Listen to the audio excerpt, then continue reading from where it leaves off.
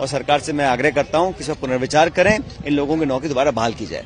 इनको शर्म नहीं आती? वसुंधरा जी कहाँ बैठी है? ना पक्ष में बैठी है, इधर प्रतिपक्ष की लाइन में बैठा रखा है। इनको शर्म नहीं आती? नमस्कार, न्यूज याबा में आपका स्वागत है। मैं उज्जवल शर्मा आपके साथ। राजस्थान में विपक्ष के नेता लगातार मुद्दों को ढूंढकर सत्ता पक्ष पर निशाना साधते हुए नजर आ रहे हैं। जिस तरह से सचिन पायलट पिछले दिनों राजीव गांधी युवा मित्रों के धरने के बीच पहुंचे और उसके बाद गोविंद सिंह डोटासरा ने भी अब सदन के अंदर मोर्चा संभाल लिया है। नेता प्रतिपक्ष से ज्यादा गोविंद सिंह डोटासरा मोर्चा संभाले हुए नजर आ रहे हैं और जमकर बीजेपी पर बरसते हुए नजर आए। सत्ता पक्ष का गोविंद सिंह डोटासरा ने अपने वाणी के जरिए या कहें अपने बयानों के जरिए या अपने वक्तव्यों के जरिए बुरा हाल कर दिया। जिस तरह से आज गोविंद सिंह डोटासरा ने जमकर सत्ता पक्ष को फटकार लगाई, वो देखने लायक थी।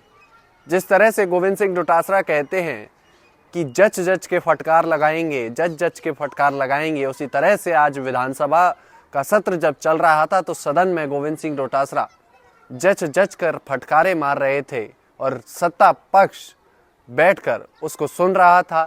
हालांकि हंगामा करता हुआ भी सत्ता पक्ष नजर आया, लेकिन जिस तरह से आपको याद दिला दें कि 2018 से पहले सचिन पायलट प्रदेश अध्यक्ष थे तो बीजेपी की सरकार पर जमकर बरसते थे और बीजेपी की सरकार का सदन के बाहर बुरा हाल कर रखा था।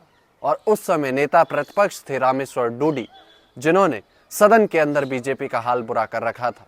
लेकिन अब नेता प्रतिपक्ष टीकाराम जूली हैं, लेकिन मोर्चा संभाला है गोविंद सिंह डोटासरा ने, चाहे बाहर हो चाहे अंदर हो, क्योंकि सचिन पायलट राष्ट्रीय स्तर के नेता हैं। तो ऐसे में छत्तीसगढ़ की भी जिम्मेदारी उनके पास है, तो राजस्थान में भी जब आते हैं तब तो बरसते ही हैं।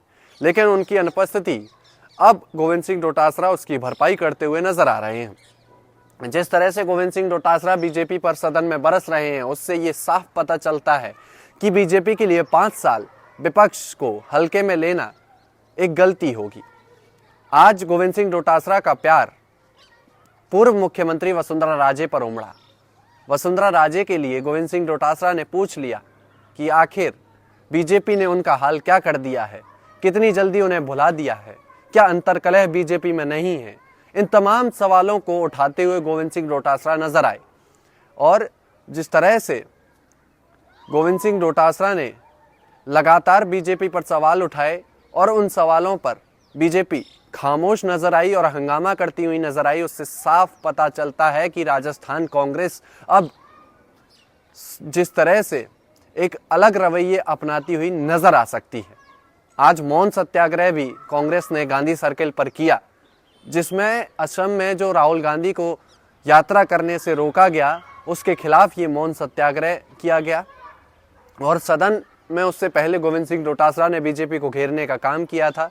तो ये तय मानकर चलिए कि राजस्थान में गोविंद सिंह डोटासरा और सचिन पायलट दोनों एक साथ एक जोड़ी में नजर आ सकते हैं और ये जोड़ी बीजेपी के लिए मुश्किलें खड़ी कर सकती है, क्योंकि विपक्ष में कांग्रेस के पास 2 मजबूत नेता हैं। एक जाट नेता है, एक गुर्जर नेता है, जो दोनों बड़ी जातियों से नेता हैं और दोनों का एक अलग ही जनता में पकड़ है, जिसको कोई भी झुटला नहीं सकता, फिर वो चाहे कांग्रेस के लोग हों, बीजेपी के लोग हों। तो अब जिस तरह से गोविंद सिंह डोटासरा ने आज बीजेपी को फटकार लगाई है, बीजेपी की रगड़ाई की है, उससे ये तय मानकर चलिए कि राजस्थान कांग्रेस आगे आने वाले दिनों में और सक्रिय नजर आ सकती है और बीजेपी के लिए और मुश्किलें खड़ा कर सकती है। लेकिन आज सदन में पूरे दिन एक माहौल बना रहा, वो था राजीव गांधी युवा मित्र का। राजीव गांधी युवा मित्रों के लिए पूरा विपक्ष एकजुट होकर आवाज उठाता हुआ नजर आया और बीजेपी ने फिलहाल इस मामले पर किसी तरह की कोई टिप्पणी नहीं दी है। तो अब देखना है कि आखिर इस मुद्दे को जब विपक्ष इतना हावी बनाए हुए है तो सत्ता पक्ष इस पर क्या फैसला करता है। तमाम ऐसे सियासी अपडेट्स के लिए आप बने रहिए हमारे साथ। तब तक के लिए नमस्कार।